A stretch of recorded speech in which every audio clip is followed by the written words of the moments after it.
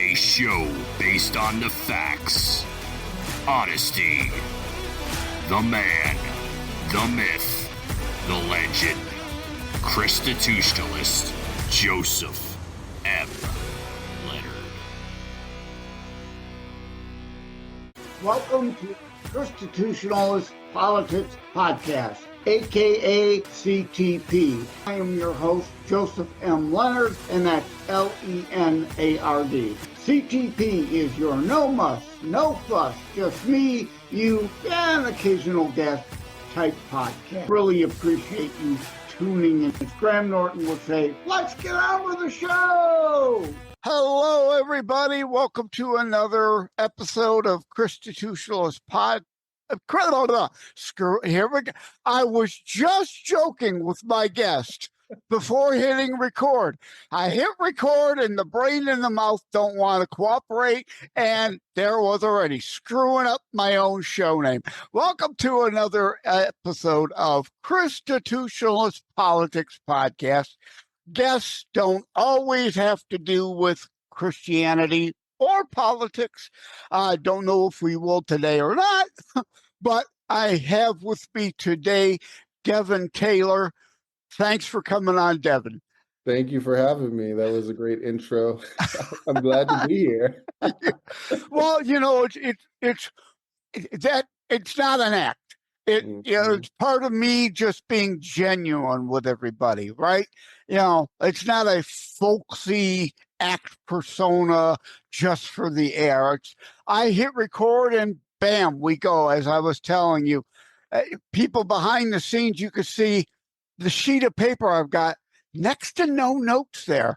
I don't like to script shows. We just go wherever the discussion takes us. It's real rather than pre-scripted. You know what I'm going to say. I know what you're going to say. And we put everybody to sleep. So before we get to the book, tell us a little about you. You know, cue the Who song. Who are you? Who, right? Born where, raised where were you now? All that nitty gritty. Yeah, of course. Yeah. Well, so my name's Devon. I grew up in Lakewood, California. The majority of my life, that's kind of where I lived until I moved on my own to Long Beach. From there, I mean, like what I do, I was a coach for a really long time. I'm coaching again, so that's funny. I say for a really long time, for my whole life, I guess. It seems to find me at every point in my life. But recently, I'm gonna interrupt you. Yeah, please. I could tell you coached because I could tell you just like shouting and yelling and ordering kids around, right? That's my favorite part about coaching, I think. It's the shouting and the yelling. It's something therapeutic about it. I don't know. At any rate, sorry, I could never, my audience knows I can never pass on the tease, the jokes, the lame puns, and the wordplay. So please continue. What do you coach, and then go from there? Yeah, so I coached volleyball for a long time. It's what I played in high school. I played a little in college, and I just found a liking to it, and it was easy to me. So naturally, I just got jobs coaching. I was the head coach of my high school for 7 years, and then I transferred over to the city college. I did that for 3 or 4 years. And then I had, life likes to throw us on, trajectories that are completely different than what we expected. One day I was coming home from coaching, and I got a call from my mom. At that time, we were living together. We had just bought a home in Paris, which was about an hour away from where I was coaching. My nieces and nephews needed somewhere to stay. And so instantly I became a parent of 4 overnight. So wow, that's my story in a nutshell. But okay, becoming a parent led to so much. Yeah, this is right. This is me in a nutshell. Right? Trying to get out of the nutshell. Yeah, yeah, that'll work better on video. If you go behind the scenes video rather than hearing that on the audio, it loses it when you don't see the visual. At any rate, so you were actually a coach. You actually got paid. Unlike me, I played hockey, so I then officiated hockey and also was a coach for some hockey. But as a volunteer. I never got paid. I got paid to referee, but I never got paid to coach. It's so funny you say that because I've been thinking about getting into that side of it. I hear there's a lot of, you're dealing with the parents, you're dealing with the kids, so there's a lot of like, towards the referees. Yes. So I don't, I've coached for so long and I've dealt with parents from that angle. So I'm interested to see what it would be like, but I've been thinking about reffing too. It seems like a cool little gig just to get you up in the game. Well, again, just natural flowing discussion. I never know what rabbit hole will open up. So I will now tell the audience behind the scenes, we happen to be recording on Monday, November the 4th, the day before the election. You're not here to discuss that at all. But I don't know if anyone would want to hear. Yeah. Well, my point I was going to lead to was yesterday, the Lions game, I was screaming at my TV at the referee. They threw out Branch for a hit supposedly to the head. They threw a flag. I agree wholeheartedly it should have been a penalty, but then New York looked at it and ejected him from the game, which is ridiculous. And the game right afterwards, Rams, Falcons or Titans, I don't remember, but the Rams, they were ahead. They allowed the game to get tied up, but then they won it in overtime. But the very end of that game, there was almost an identical play. Whomever they were playing hit the Ram player exactly the same way. No ejection, not even a flag. And it's like they both left their feet before the ball would have been caught. And not knowing they would drop it, and they probably wouldn't have dropped it if they wouldn't have hit them, right? But once you leave your feet, how are you supposed to stop in midair or change your trajectory? You don't got booster rockets, right, to change your trajectory. So a penalty, fine.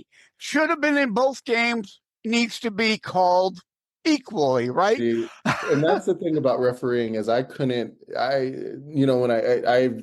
instance like that where I had a referee not call a call for the other team, but made the call clearly on our side. And that's where it would get real tricky, is when you can't have that, Then you question, are you related to someone? What's going on here? Is there a bias, or was it just a coincidental happenstance that you had a slightly different angle at the one than the other and called the one but not the other? It's hard to know, and parents can't understand that because they've never wore a referee jersey.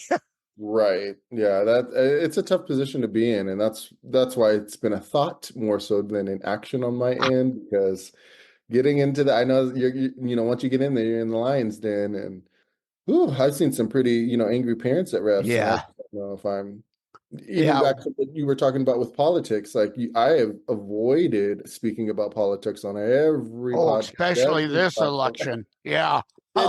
It's just too decisive. There's an opinion either way you go. There's so much going on between each politic. It's a lot, if you ask me. And it's one of those times where I feel like history is gonna be made tomorrow, and one way or the other. Yes, either way. Yes, happens, it's gonna change either the first woman president or the first time since Stephen Grover Cleveland, a non-back-to-back two-term president. Right. So it's going to be historic either way. One last thing on the referee thing, and then we'll actually get to what you're here for. But I love this podcast. I want to be genuine and real with people, right? But I had to call the cops one time because I was being threatened to come to the ice rink and escort me out of the ice rink. But so it can get touch and go at times. But at any rate, and people could see if they're looking behind the scenes on BitChute, Brighteon, Daily Motion, Rumble, or YouTube, as long as they allow me to continue to put behind the scenes videos there. I'm having an issue with both YouTube and Daily Motion right now, so let me make a note about that. I'm going to put the link to the article about all that hassle going on in the show notes. But that's an aside, and indeed, at any rate, you're here to talk about a book, and it is a child's book. So first, give us the title. Yeah, so title is Icarus Finds His Power. It's got a nice red cover with all the characters on the front. This is a signed copy. That's different from what's behind you. Oh, these are the posters. Okay. We've got scenes from the book. Oh, that makes perfect sense then. Yeah. Okay. So again, for those of you listening on audio, well, you missed out. You're missing out, guys. You gotta see the visuals. Obviously, I do usually ask this at the end. Now, it's on Amazon, right? Yes. So obviously people could go to Amazon, and there's probably the peek inside option. They can see the first couple of pages and everything. So we kind of got that out of the way. But yeah, I'm glad you held up the book cover so we all could understand why there's a difference there, what's going on there in the video on the wall behind you there. So what year did it come out? You know what? It's been a year now, so I want to say it came out in 2023. Let me just double check. Yeah, 2023. It's been a year, which is kind of like surreal to say because this was never really the plan initially. This was me kind of going back to say to myself, like, what is it that you truly feel like you were called here to do? How are you supposed to inspire people? Yeah, and I hear you when I talk about my books, right? Terror Strikes, it came out in 2022. My fifth one came out this year. Oh, congrats. Two actually this year. But I'm like, we're talking about that book. It's like at the same time, it seems like yesterday. And on the other hand, at times, right, like Einstein said, time is relative. He's right. At other times, it seems like forever ago, right? But I'm guessing, don't want to assume, so I'll ask as a question. You probably wouldn't have happened if the 4 kids wouldn't have landed up in your lap. Oh, absolutely. I accredit them so much to how they've changed my life and just inspired me to become the better version of myself. And not like I wasn't doing that before, but there are so many things in life that we don't really pay attention to or we don't go after because we don't feel we can do it or we don't believe in ourselves enough. And writing a book was definitely something I didn't believe I could do, nor did I think anyone would care. You needed my How to Write a Book and Get It Published book. Yeah, absolutely. Just any kind of resource to say that you can do this. Yeah. And, when it's not really in the forefront of your mind, it's not something that you're thinking about constantly. It's hard to make something come to life. And I wasn't thinking about it because I wasn't really thinking beyond me before I got the kids. And they were a great way of breaking me out of that. Like there's you and then there's beyond you and what you are truly here to accomplish. So. Yeah, and now you see why I like the green screen. I changed my background since I dropped my book, 2 of my book titles. I figured I should put up the background temporarily with 3 of my 5 up there. At any rate, because this is about you, not me. I love it. This is great. This is even great. You know what I've been noticing a lot of the times when I'm meeting with other people that have podcasts, it's just also getting ideas too. Like, that is a great idea. Like now I have 3 visuals for your books. Now I know what I need to read next. Like that's awesome. Yeah. Amazing. What target age range? Now, like my Terror Strikes, people might think it an adult content, but I wrote it in a way so that middle schoolers and high schoolers could read it to get the historical parts of the historical fiction, or as I call it, faction book. And you need to invent a word for your genre. It gets you some extra publicity. Right. There's a free tip. Oh, thank you. But at any rate, all kidding is, well, I was going to say all kidding aside. No, I'm actually being serious about that. But what age range, what target child age range did you have in mind when you were writing and releasing the book?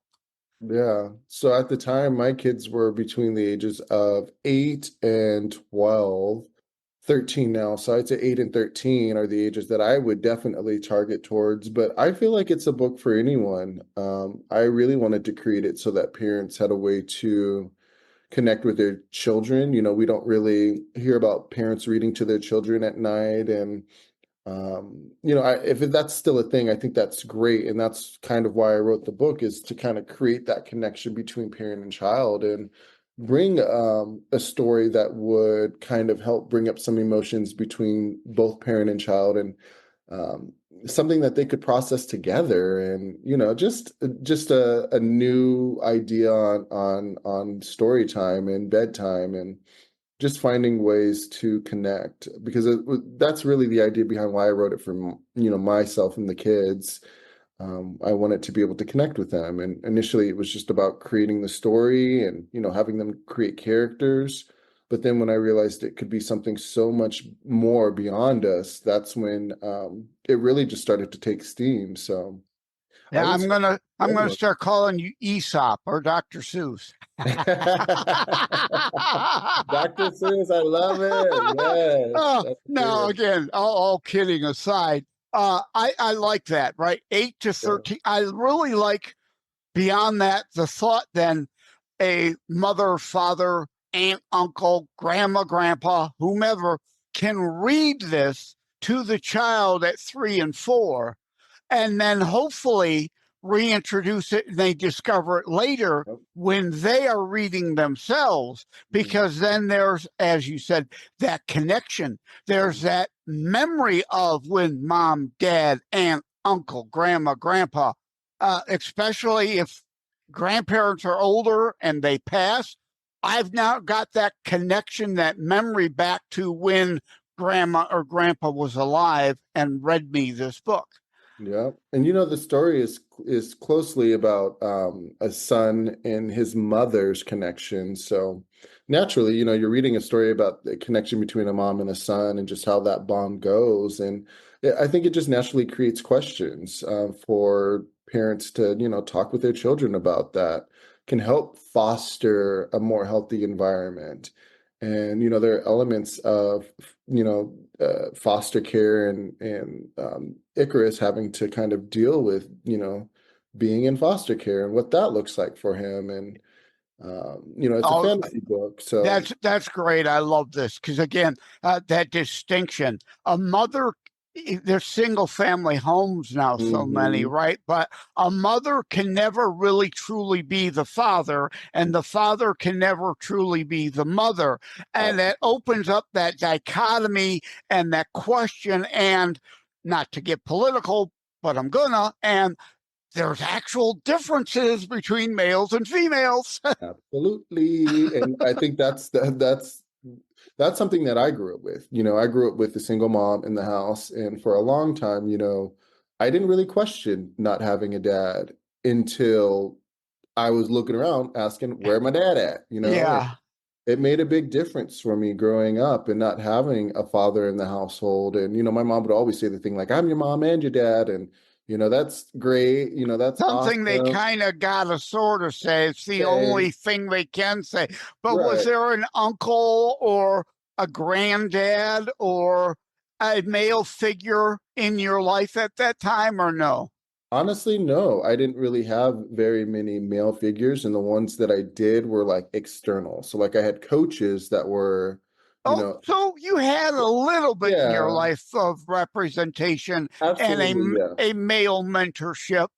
Yeah, and my mom remarried, so I had my stepdad, but I was a little older, and so that I missed out on a lot. That's why I feel like the kids that I have now, I'm not perfect, regardless if I'm super present or not. Nobody is. Right. Nobody is.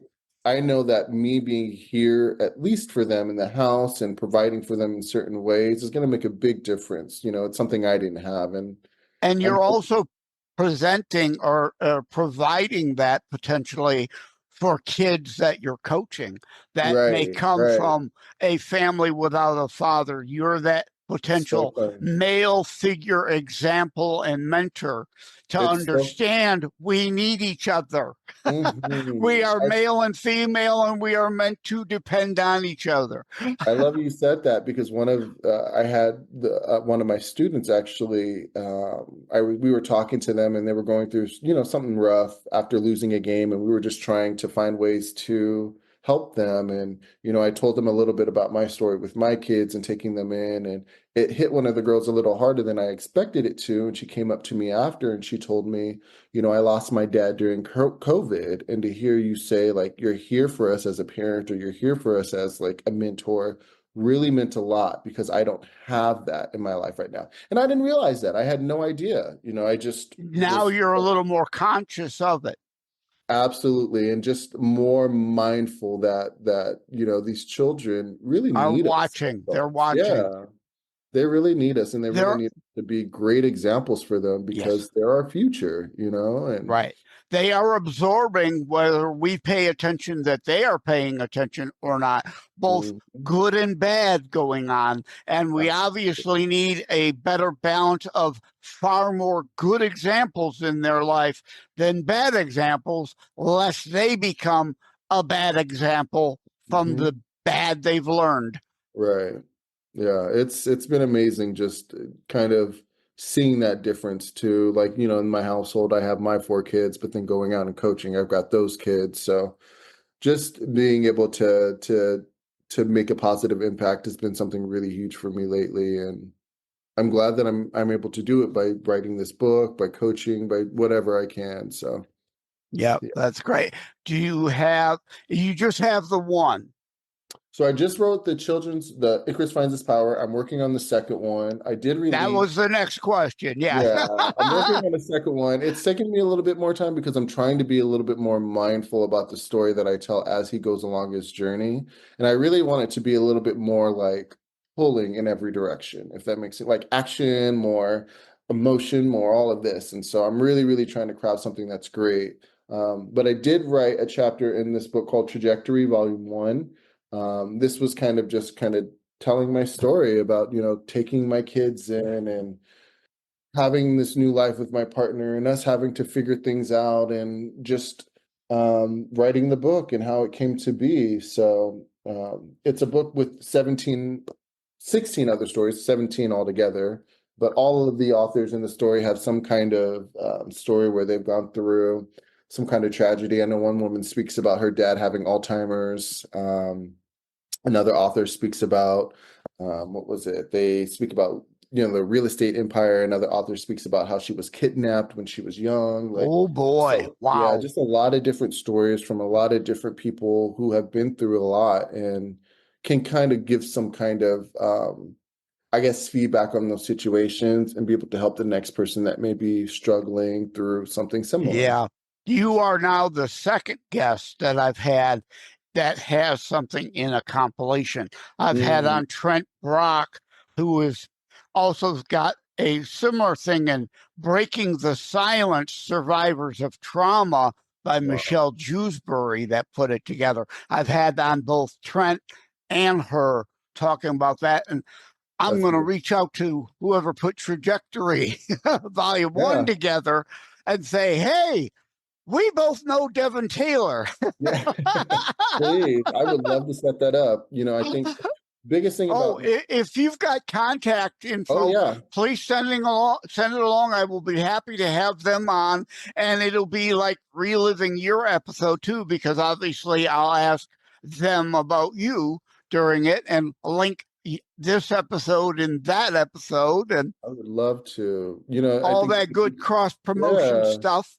Well, this whole thing came about because of connections, because we knew someone that knew the person that was putting this together.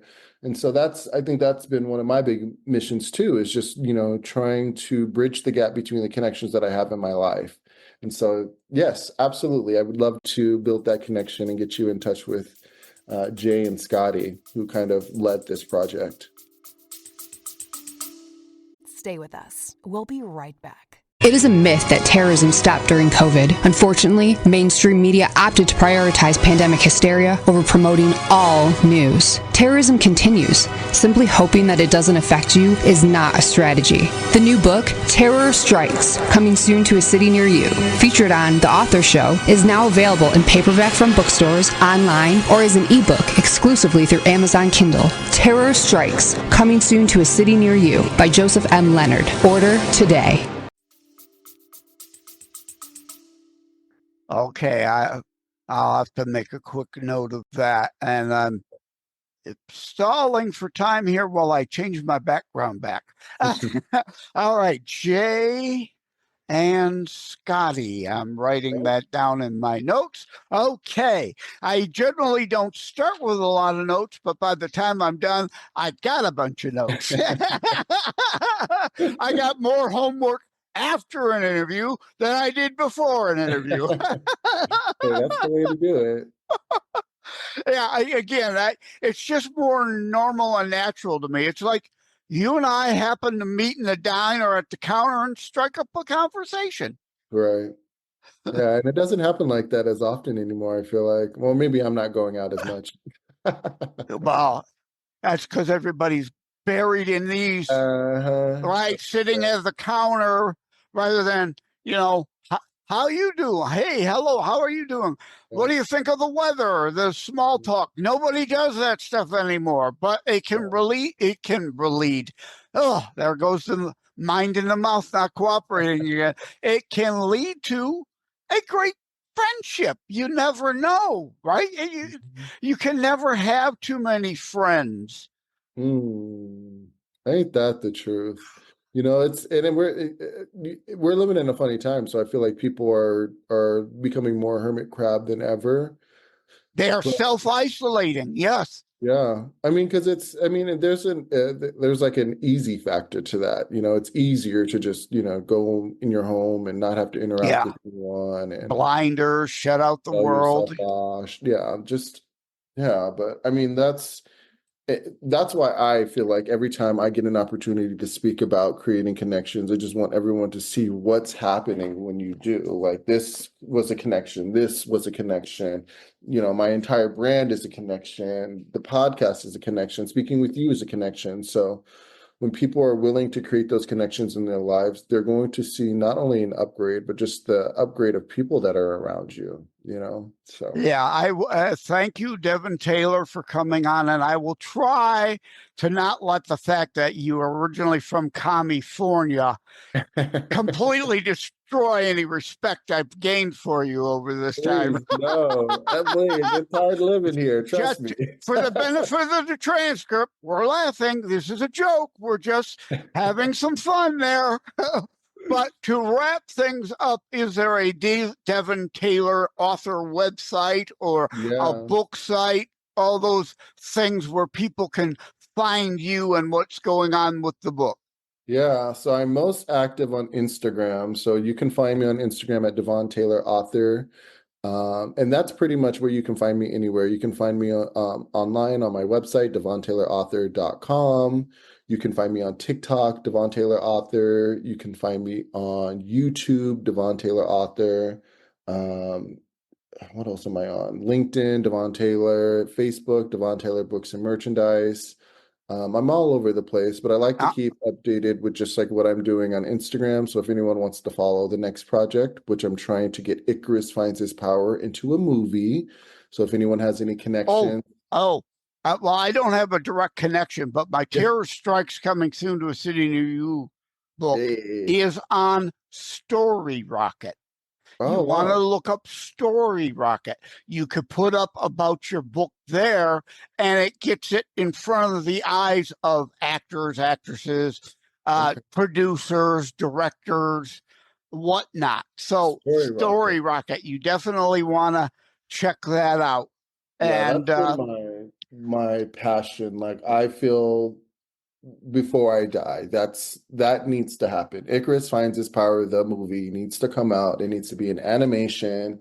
It needs to be for children, for adults. It needs to be in the likes of like a Disney movie, but I want to take on different art styles and really create something super special because there's so many elements of the story that are magical that would really translate well into a movie. So that's like my yeah. big focus right now. Well, I hope for you find a nice independent studio that'll do it Mm, rather than Disney or Pixar or yeah. any of You know, those there's other normal ones.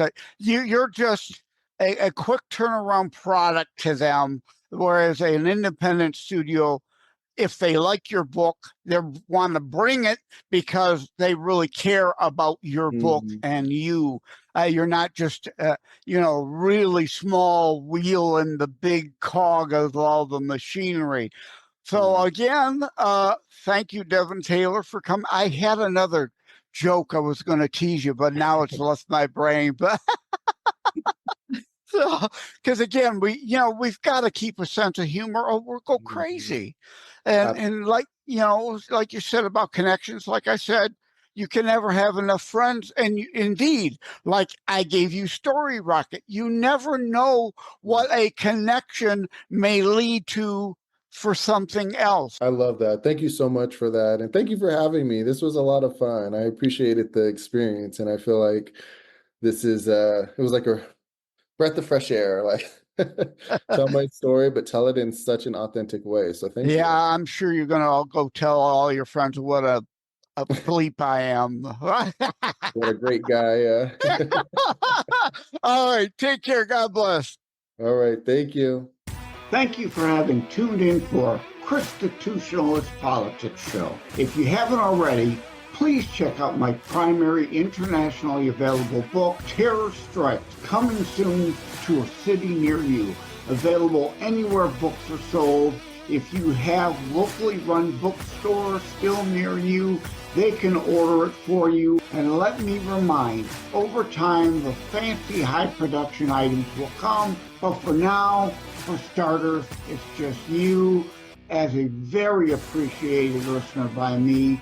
All substance, no fluff, just straight to key discussion points. A show that looks at a variety of topics, mostly politics, through a Christian U.S. constitutionalist lens. So again, thank you from the bottom of my heart. Take care. God bless. In the heart of Wyandotte, he rose from the ashes with a voice like thunder that no one can clash with.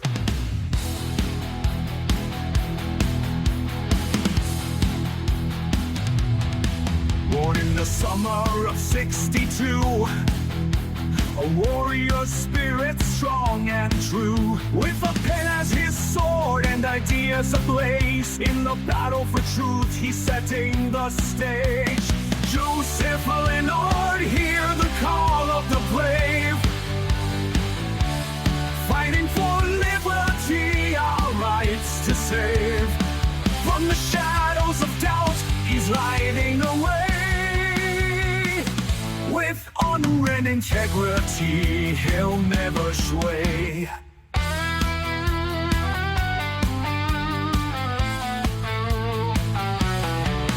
In the realm of fiction, he weaves his art, a political thriller that tears you apart. Terror strikes echo, a warning to heed. In a world of chaos, he plants the seed.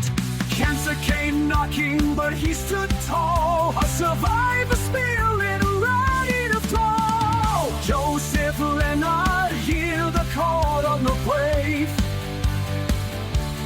fighting for liberty, our rights to save.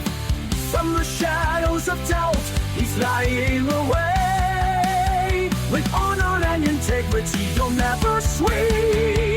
Oh, the podcasts are rolling, his voice rings clear. In a symphony of truth we gather near. Defending the Constitution, he leads the crowd. In the name of freedom, he stands proud.